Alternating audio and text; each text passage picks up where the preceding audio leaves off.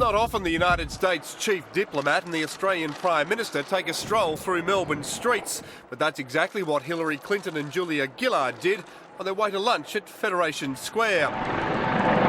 Over the hum of a police helicopter and enveloped by security operatives, a relaxed Secretary of State even had time for a chat. We're doing it. We're doing it. I get to walk around. That makes a big difference to me, to get out and see what's going on. The walk along the Yarra's Edge was the most laid-back part of Ms Clinton's hectic schedule. The PM making good on a promise to show the world's most powerful woman her hometown. The Prime Minister's giving me a running commentary about everything I'm looking at. This is as close as the Secretary of State will get to the public on her 48-hour visit to Australia, a luxury not usually afforded to her in her home country. Earlier, she addressed a forum of young Melburnians, praising the two countries' close relationship and some differences. I've never understood why you would ruin a perfectly good slice of bread with Vegemite. After lunch, Julia Gillard accompanied her high-profile guest to announce a solar energy research collaboration. Tonight, she'll lay a wreath at Melbourne's Shrine of Remembrance before dining with the Victorian Governor. Gerard Scholten, 10 News. First tonight, violence has erupted at a demonstration outside the G20 summit in Melbourne.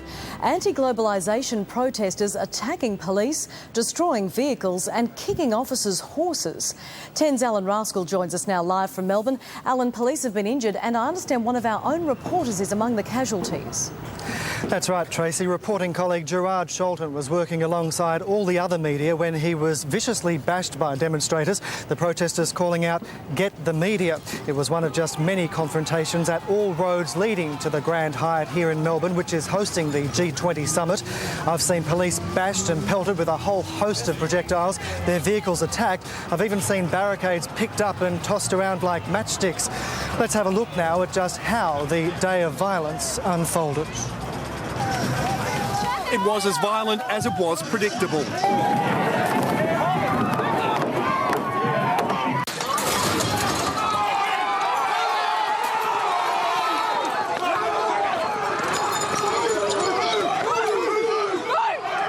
A small group of demonstrators turned on police, hurling iron bars and the contents of rubbish bins at a police van, blocking a city laneway. One constable suffered a broken arm as officers retreated to safer ground. The mob trashed the van and a patrol car. Nearby riot police charged as protesters pelted the officers with rubbish and bottles. Back off! You will get hurt! Move back! We don't want to hurt you! Plainclothes officers tackled one crowd member, tackling him to the ground and arresting him. Under arrest? Okay? Yep. Are you okay? Don't resist, please. No, I'm pretty pissed off. I'm sure you are, mate. Just take it easy. The violence climaxed as the crowd launched large barriers at the advancing authorities. And it wasn't just police who were the target of the anger. Held back by police with batons and unable to get across the barrier, the protesters turned on journalists, beating me as I was taking footage. Our handycam was smashed and I was kicked and punched as the demonstrators chanted, "Get the media." The news media and a line of riot police were then drenched by a demonstrator wielding a fire hose. The small group of protesters wore paper boiler suits and disguised their faces. Not aesthetically pleasing, but it's sort of a necessity considering the level of police repression which is around. Police and protest organisers have condemned the violence. Authorities prepared for a second day of disruptions as the G20 forum continues. Gerard Scholten, 10 News. For almost a week, residents around the mountain hamlet of Tumut have lived under the threat of a monster fire. It's already claimed more than 15,000 hectares of pine plantation. Sky Crane Delilah a welcome sight as the blaze crept closer to as many as 70 homes. On the ground, 300 firefighters have worked tirelessly to build a containment line.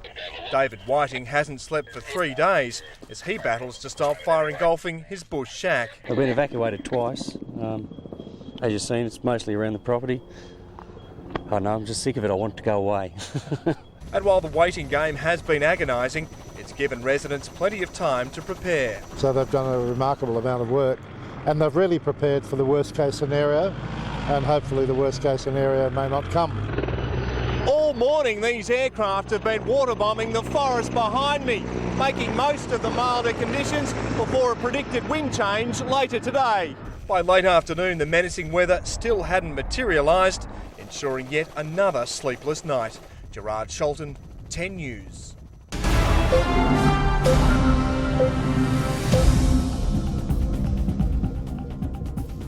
For a second day, the Prime Minister was on the stump in Western Sydney, leaving hundreds of kids at a local basketball stadium with stars in their eyes. They keep taking photographs. Snap, snap, snap. Winding his way through Adelaide's must-win marginals, Kevin Rudd is looking forward to Labor's campaign launch on Wednesday for another reason. That's our wedding anniversary. Oh, is it? Yeah, 26 years.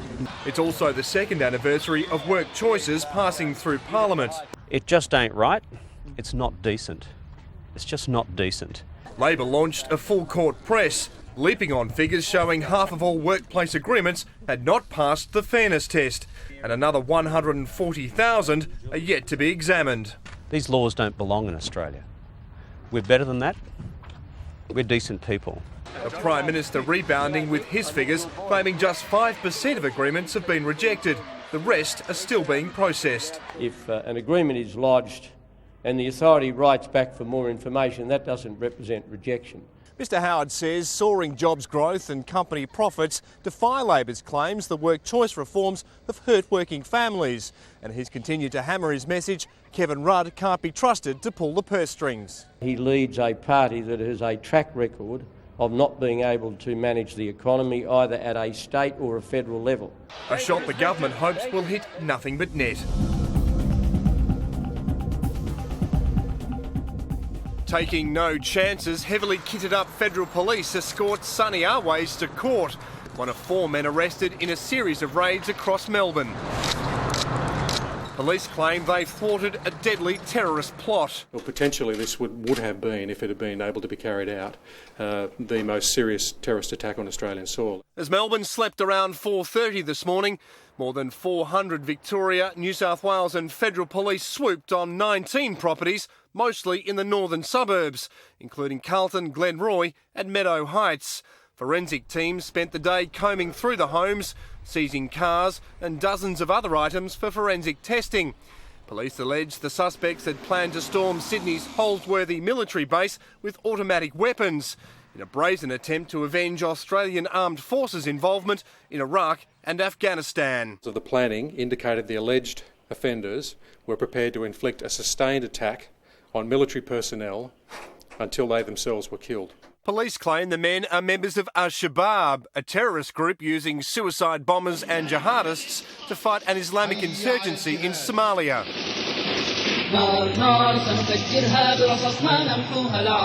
It's alleged members of the cell had travelled to Africa for a fatwa, or permission to carry out the attack, and had fought in the Somali insurgents. The sobering element to emerge from today's development is the reminder to all Australians that the threat of terrorism is alive and well.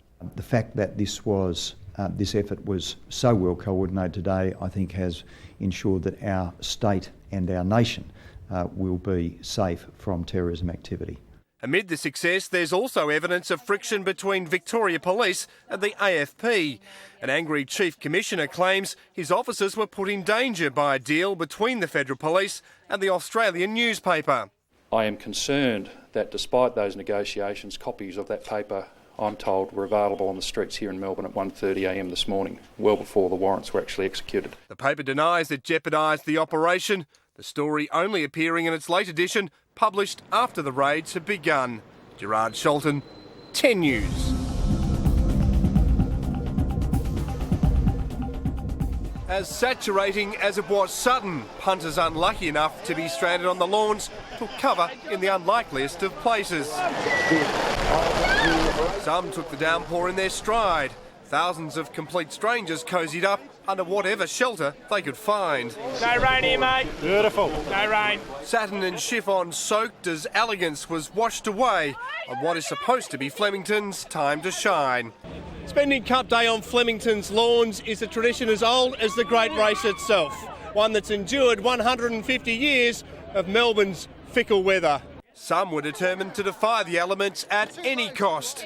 Others struggling to keep their feet. The betting ring provided ample shelter. Come on, punters! Bet on the cup!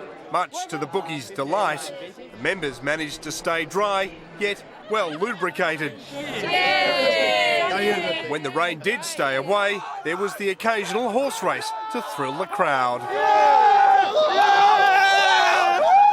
A few punters prayed for a winning sign. If the good Lord looks after us, shocking will win and I'll be rich. And while the sun may have been in short supply, a few outfits had racegoers pulling out their shades. There was some clowning around, a magpie or two, and plenty of questionable couture. Despite his difficult week, Master Trainer Bart Cummings still got among the crowd, but for a few sleepy souls, Cup Day is all just a bit of a yawn. Gerard Scholten, 10 News. 12 hours before the big game and Holland fans are already painting the town orange.